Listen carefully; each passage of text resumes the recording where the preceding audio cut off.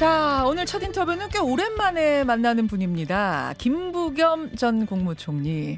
지난 총선 당시 민주당 상임공동선대위원장을 맡아서 총선을 진두지휘한 뒤에 지금까지 두문불출해 오셨어요. 오늘 뉴스쇼를 시작으로 다시 공개 활동을 재개합니다. 김부겸 전 국무총리 스튜디오에 나오셨습니다. 어서 오십시오. 네, 안녕하십니까. 예. 아우, 진짜 오랜만에 봬요. 뭐 이렇게 안 불러주셔서 그럴 리가 있습니까? 그동안 어떻게 지내셨어요? 뭐 그동안 좀 이제 총선 이후에 민주당이 좀 압승한 결과 자체가 앞으로 또 국민들에게 어떤 인상을 줄지, 또 이재명 대표가 다시 이번에 재임하는 과정에서 국민과의 어떤 기대와 거리는 없는 건지 뭐 이런 걸 쭉 지켜보면서 있었더니 예.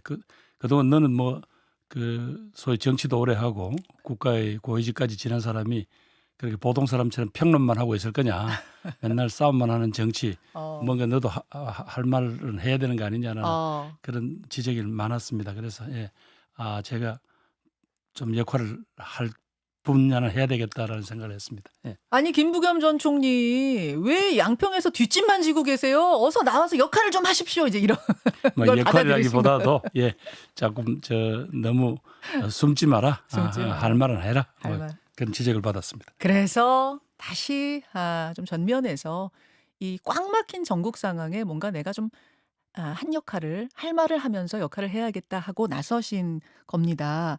그럼 우선 3개월 동안 한 발짝 떨어져서 바라본 여의도 상황, 정치 상황, 전국 상황 어떻게 보셨습니까? 제가 만나는 대부분의 국민들이 전부 다 위기를 느낍니다. 그건 그냥 대한민국이 정말 이대로 가도 진짜 지속 가능하냐 할 만큼 표현은 조금 차이가 있습니다만, 그래서 가만히 보니까 한 세 가지를 걱정하시는 것 같아요. 세 가지요. 하나는 우리가 헌법에서 우리가 합의한 정말 민주주의, 한국의 민주주의가 이게 지속 가능한가? 이 문제에 대해서는 분명히 윤석열 정권에 대한 어떤 분노나 비판이 아주 강했습니다. 민주주의가 지속 가능한가라는 그만큼 이야기는?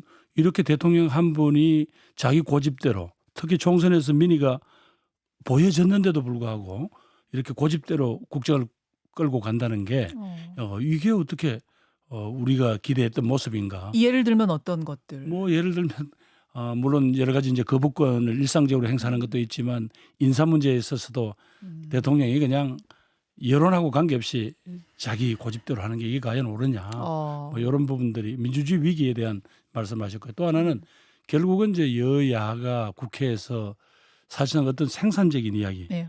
무엇보다도 우리 아이들의 미래에 대한 뭐 AI다, 반도체다 이야기를 하지만 뭐 구체적으로 어떻게 할 테니까 한국의 다음 산업은 어떻게 끌고 가자 이런 이야기는 나온 적이 없고 맨날 싸움만 한다. 그건 바로 이게 민생의 위기고. 네. 그러다 보니까 그 총체적으로 책임을 져야 될 정치권 전체가 정말 국가 위기를 자초하는 거 아니냐. 물론 그중에서 윤석열 정권에 대한 비판도 있지만 좀 야당도 유연하게 좀 해라. 정치력을 발휘해서 국민의 입장을 생각한다면 야당이 지금 중요하게 생각하는 그 과제만 거기 매몰되지 말고 국민들이 직접 뭘 지금 답답해하고 아파하는지 이런 걸 좀 들어라. 뭐 이런 지적을 많이 받았죠. 예. 그러니까 앞에 민주주의의 위기, 뭐 민생의 위기는 정부 여당을 향해서 더 강한 질책이 있다면 마지막은 야당 니들도 좀 잘해라. 왜냐하면 170석이나 만들어주지 않았냐. 그래서 법안 통과시켰는데 대통령이 자꾸 거부권 행사해요. 네. 그런 무책임이 어디 있냐. 거부권 행사하니까 우리는 뭐 할 수 있는 방법이 없어요만 하고 있지 말아라 그 말씀이에요. 예, 다시 그렇다면 어떤 문제 때문에 대통령이 거부권을 행사하냐? 예. 이건 꼭 필요하다고 생각하는 법인데 대통령이 왜 거부권을 행사하냐라고 쟁점을 시키면 예. 여당도 뭔가 자기들 나름대로 입장을 내놓을 거 아니에요.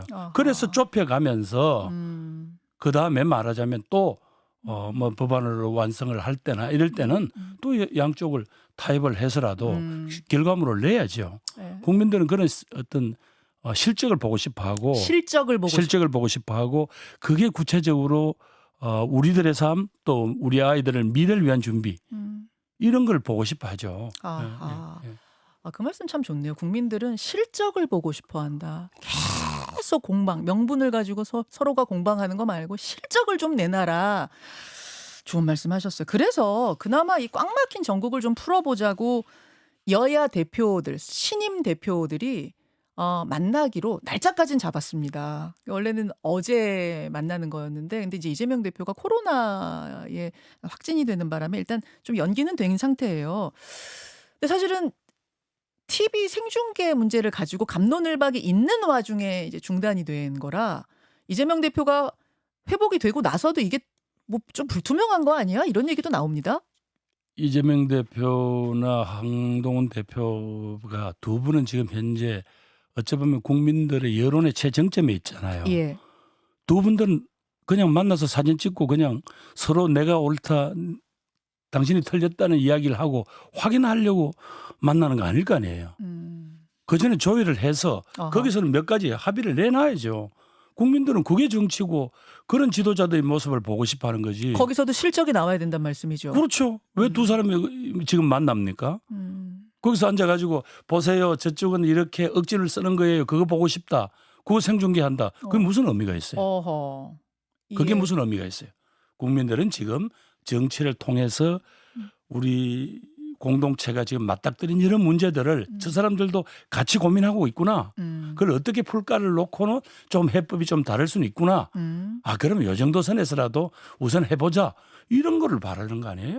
다만 이제 국민의힘 장동혁 최고위원 같은 경우 이런 말씀하시더라고요. 말씀하신 것처럼 국민의 삶을 챙기는 데 있어서 중요한 문제들을 논의할 텐데 회담 끝나고 나면 각자 저쪽 책임입니다. 저쪽 책임입니다 하면서 이제 결렬되고 나서 책임만 떠넘기기 때문에 좀 투명하게 전 과정을 보여드리는 것도 어떤 책임 있는 회담에 임하는 자세 아니겠느냐. 그러니까 여야 두 분 대표가 자신들이 한국 정치를 지금 움직여가는 주역이라고 생각을 해보세요. 예.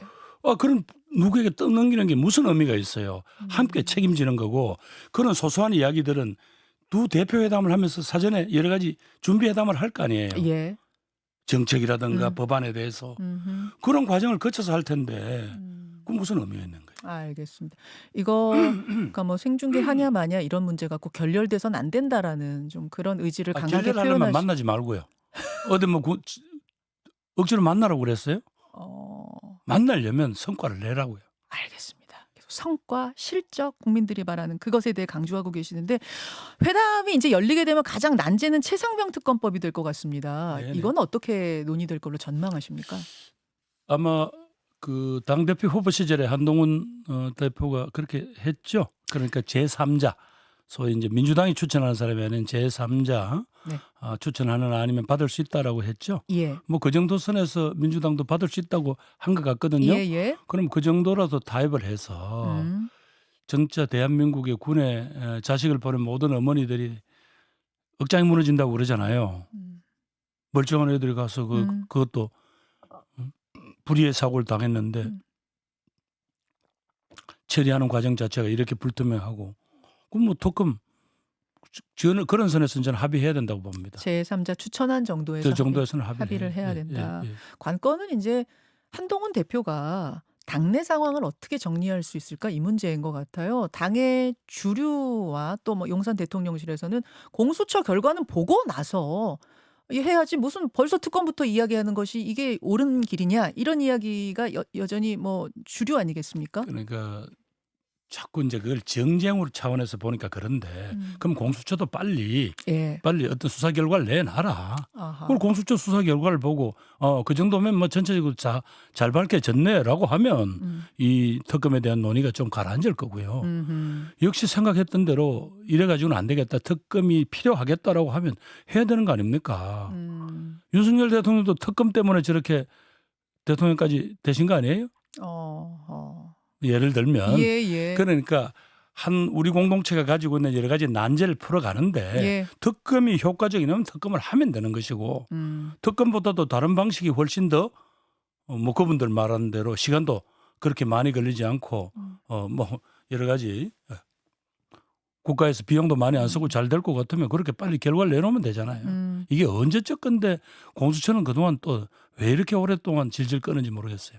한동훈 대표가 이 국민들에게 약속한 거를 소위 뭉개는 일은 없을 거다라고 이제 측근들이 이야기하고 있는데 아마 이제 그분도 이제 소위 정치적인 책임을 지는 자리에 오르셨잖아요. 예. 그리고 또 총선 때 민의가 얼마나 무서운 것도 보았고 예. 그래서 이제 저는 뭐 그런 기대를 합니다. 일종의 첫 작품인 셈이잖아요. 첫 작품이 돼요. 그렇게 되네요. 글쎄요. 그러면서도 이것저것 조율해내는. 조율해내고 그리고 또 무엇보다도 용산하고도 일정 부분 조율을 해야죠. 근데 용산으로부터 독립성 확보할 수 있을까요? 정치 경험이 많으신 분이니까 어떻게 보세요? 그거 잘 풀릴까요? 한꺼번에 뭐 단언 안 되면 이렇게 삿발을 세게 잡는구나라는 국민적 인상은 줄 수 있겠죠. 그 정도도 안 하고 어떻게 지도자가 되겠어요? 잠깐 삿발을 세게 잡는다. 이게 그 얘기는 그러니까 좀 밀어붙여야 될 때는 밀어붙이고 좀 독립성 확보가 필요하다 싶은 데서는 강하게 나가고 이런 것도 필요하단 말씀이에요. 그러면서 이제 국민들이 네. 그분의 리더십에 대해서 이렇게 이제 말하자면 점수를 매기겠죠. 근데 용산도 그 삿발 세게 잡는다고 막 끌려가는 스타일은 아니시잖아요. 그게 답답한 게요. 대통령 고집으로 지금 이 상황을 돌파할 게 아니잖아요. 여러 가지 쌓인 정말 이 난맥과 같은 정치 상황에 바깥의 시중에서는 결국 대통령이 이런 부분들은 좀 양보했으면 풀리겠다 싶은 것도 제법 있어요. 왜 이런 데 대해서는 뭔가 좀 해법을 못 내는 겁니까? 그런 건 답답한 거죠. 예를 들어 지금 의료 붕괴 뭐 이런 이야기 아니 그렇죠. 그것도 답답하죠. 물론 많은 국민들이 그동안 어사지격이 너무 자신들의 목소리, 자기들의 이기주의에 매몰돼 있다라고 비판을 했지만 지금 실질적으로 내년에 전 의과대 학생들이 지금 이대로 가면 유급될 위기입니다. 네. 그리고 아까 이야기한 대로 앞으로 군의관이나 공보위 같은 데 지금 내년에 배출이 안 될 거 아니에요. 네. 여기에 대해서 그래 되면 이 전체적으로 돌아가는 대한민국의 의료 체계 전체가 지금 흔들릴 판인데 이게 누구 뭐 남의 일이에요. 이 모든 게 정부 국가 운영하는 대통령과 정부 여당의 책임입니다. 거기에 대한 좀 해법이 지금 보이지 않잖아요. 알겠습니다.